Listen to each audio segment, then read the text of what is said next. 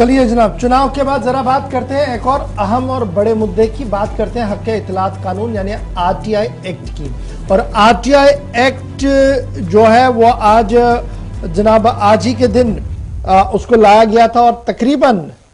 उसके 18 साल जो है वो मुकम्मल हुए हैं। मुल्क भर में आज इसके 18 साल जो है वो मुकम्मल हुए हैं। आरटीआई एक्ट 18 साल में चला गया है, लेकिन 18 साल की तकदौ के दौरान भी जिस रूह से इस कानून को तरतीब दिया गया था उसमें कई पेचीदगियां आज भी मौजूद है।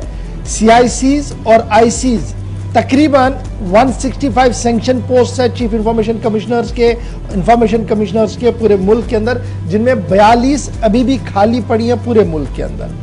और 6 रियासतें जो स्टेट ट्रांसपेरेंसी रिपोर्ट 2022 आया, छठा स्टेट ट्रांसपेरेंसी रिपोर्ट जो 2022 का सामने आया है, उसमें यह साफ कर दिया गया है कि जनाब जो सरकार है यानी सरकारी मिशनरी है वो अभी भी इस एक्ट को उतना आसान नहीं बना पा रही है और इस एक्ट को उतना सीरियसली नहीं ले रही है जितना उसको लेने की बात पार्लियामेंट के अंदर बताई गई थी। CICs के हवाले से जब हम 42 पोस्ट जो वैकेंट है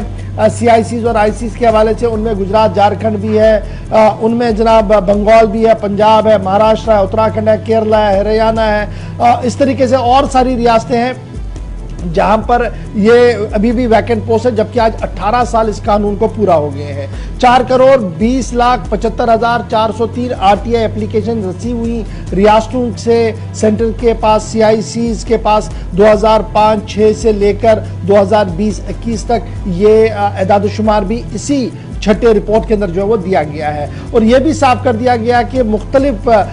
मरहलों पर इस कानून को या तो सख्त बनाने की वकालत हुई या कानून को डाइल्यूट बहुत बार किया गया, जिसकी वजह से जो अहम तरीन मामला थे उन पर कोई भी मामला जो है, कोई भी इतला जो है वो फराहम नहीं की गई है। 18 साल की इस तकदीर को किस तरीके से देखा जाए, हमारे साथ मारूफ आरटीआई एक्टिविस्ट बलविंदर सिंह साहब ज्वाइन कर चुके हैं जम्मू से। बहुत बहुत शुक्रिया सिंह साहब ज्वाइन करने के लिए। 18 साल का आरटीआई एक्ट आज हो रहा है और 18 साल की इस लड़ाई के बीच आपने भी कई उतार चढ़ाव इसके देखे हैं। आज के दिन में जब मैं जम्मू कश्मीर के जाविये से इस आरटीआई एक्ट को देख रहा हूं, जब केंद्र प्रदेश आज हम है, कितना मजबूत है, कितना सरकारी बाबू इसको सीरियस लेकर जवाब देते हैं और सीरियसली इस मैटर को पर्टेन करते हैं।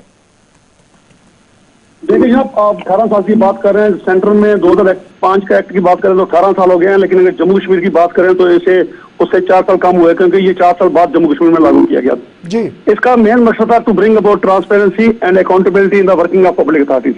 लेकिन सर जो एक्ट में देखा गया, किसी भी सरकार को एक्ट में लाने में तो सबने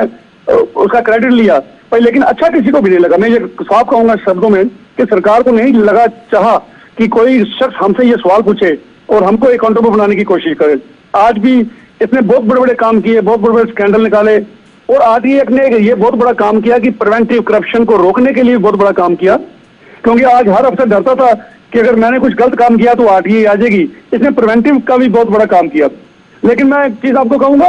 कि समय समय से, एक तो जैसे आपने जिक्र किया कि आज तक सरकार ने सीरियसली इसको नहीं लिया, इसकी इम्प्लीमेंटेशन को, इसको मजबूत बनाने के लिए काम नहीं किया, क्योंकि अगर मजबूत बनाने के लिए काम किया होता तो टाइम टाइम पे जो हमारी वैकेंसीज खाली रहती हैं इंफॉर्मेशन कमिश्नर की, चीफ इंफॉर्मेशन कमिश्नर की,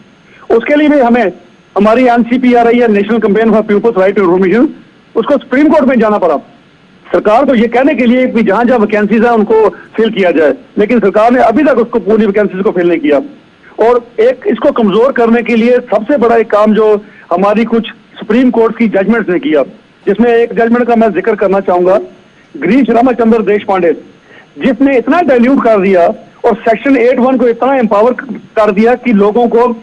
आज जो भी जवाब मिलते हैं, जो डिनाई किए जाते हैं, कम से कम 35% वो सेक्शन 8 को कोट करके देते हैं। मतलब लोगों को मैक्सिमम सेक्शन 8 की यूटिलाइजेशन हमारे PIO करते हैं। और एक बात मैं आपको और कहूं कि हमारे जम्मू कश्मीर में जब से ये हमारा यहाँ पर ये खत्म किया गया 31 अक्टूबर 2019 को, तो पार्लियामेंट में एक बार हमारे होम मिनिस्टर साहब ने कहा कि आप जम्मू कश्मीर में एक पावरफुल एक्ट लागू किया गया है, जबकि ऐसा हुआ कि मैं एक्ट जो हमारा JNK का था that was much more powerful than the state central act, क्योंकि सर सेंट्रल एक्ट में कोई टाइम बाउंड नहीं है सेकंड अपील का। जम्मू कश्मीर में हमारी सेकंड अपील का भी टाइम बाउंड था, विद इन 60 डेज उसका जवाब देना पड़ता था। लेकिन आज की डेट में अगर आप सेंटर में CIC में अगर कोई सेकंड अपील लगाते हैं तो उसी उसका कम से कम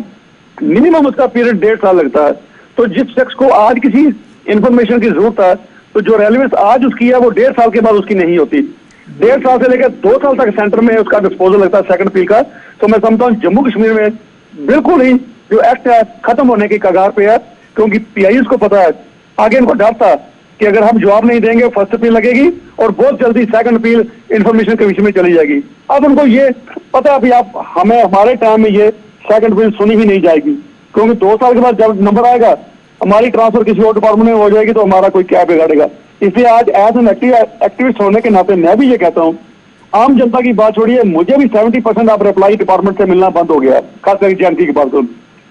तो सेंटर में अभी भी कई डिपार्टमेंट अच्छे हैं जिसमें जवाब बड़े टाइमली दिया जाता है और क्वालिटी का जवाब दिया जाता है।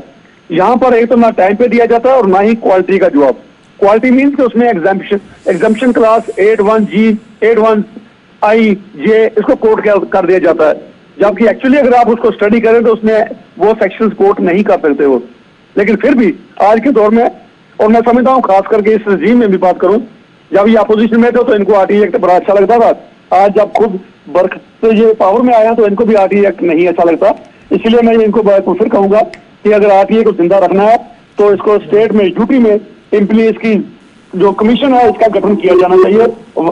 वरना एक्ट जम्मू कश्मीर में तो ऑलमोस्ट ये डेड है, किसी को भी जम्मू कश्मीर में जवाब नहीं दिया जाता। बहुत बहुत शुक्रिया सिंह साहब ज्वाइन करने के लिए। ये मारूफ है RTI एक्टिविस्ट हैं जी, जिन्होंने पहले दिन से ही इस पूरे मामले पर काम किया, कह रहे कि माजी में कुछ जवाबदेही तो थी लेकिन अब जवाबदेही का अंसर जो है वो ख़त्म हो रहा है और मरकजी कानून का जो इतलाक जम्मू कश्मीर पर हुआ है उससे बहुत सारे अफसर जो है उस तरीके का फ़ायदा उठा रहे हैं जिसका वो नहीं उठाना चाहते हैं, और अब वो क्वालिटी वाला मामला और